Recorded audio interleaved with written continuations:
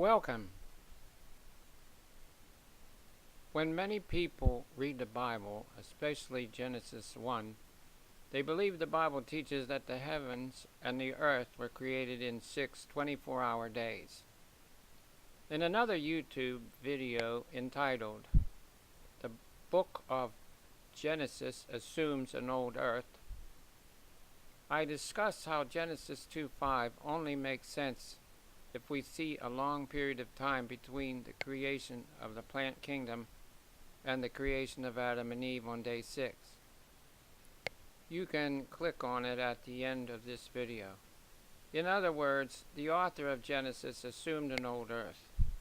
Many people believe that the closing words at the end of the description of each creation day require a 24-hour creation day interpretation.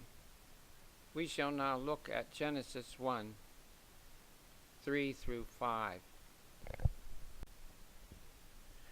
I am reading from the New American Standard Bible.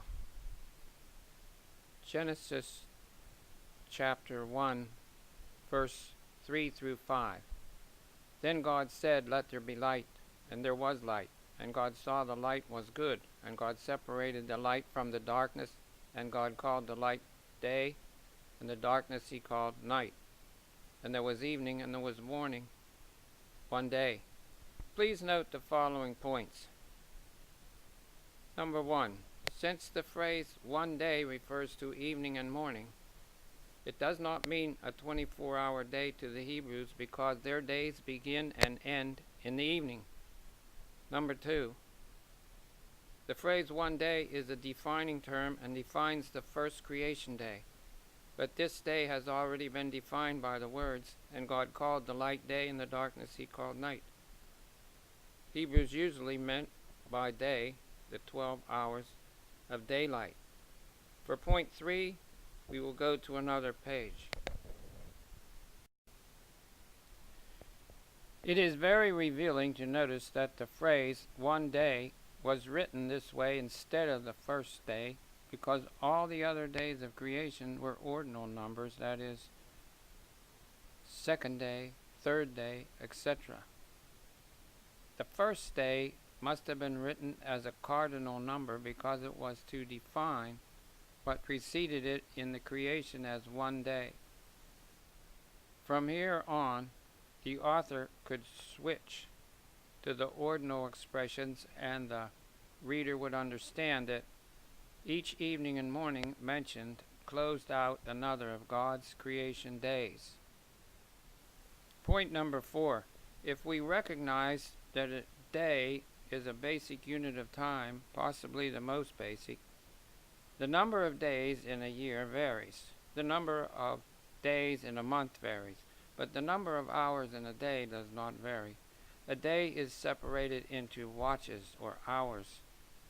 Therefore, it would be natural to set the division of God's long days between 2 12-hour days.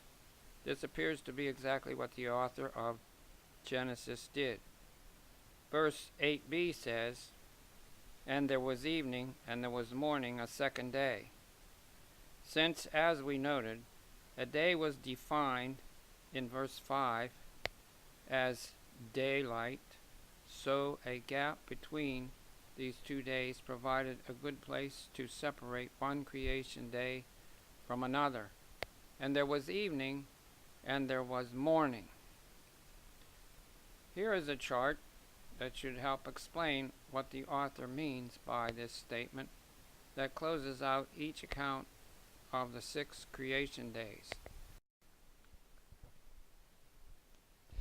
Please let me read Genesis 1, 3 through 8 from the New American Standard Bible while you view this chart.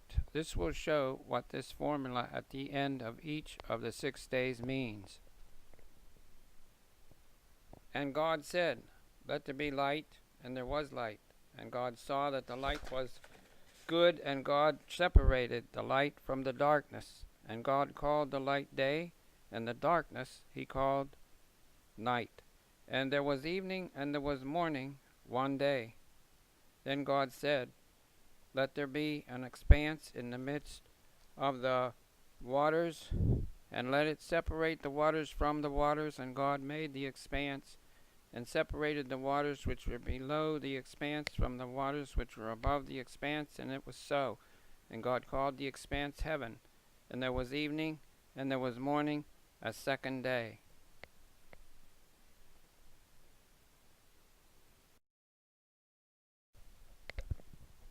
Here is one more point concerning God's creation days. I have listed in the middle of the page God's terms for portions of his creation.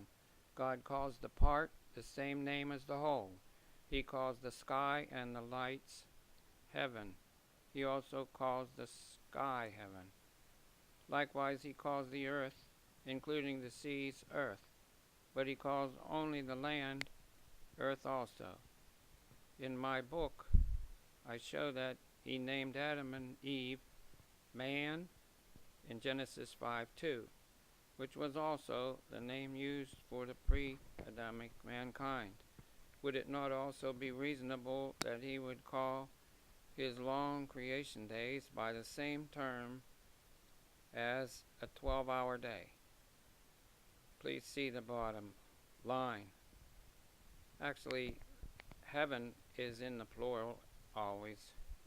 In Hebrew, heavens.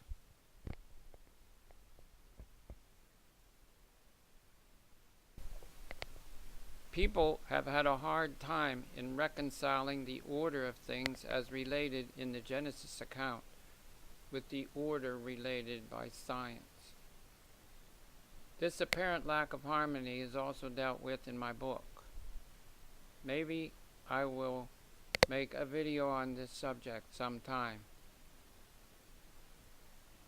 You may want to check at the end of this video another video on the same subject. Thanks for watching.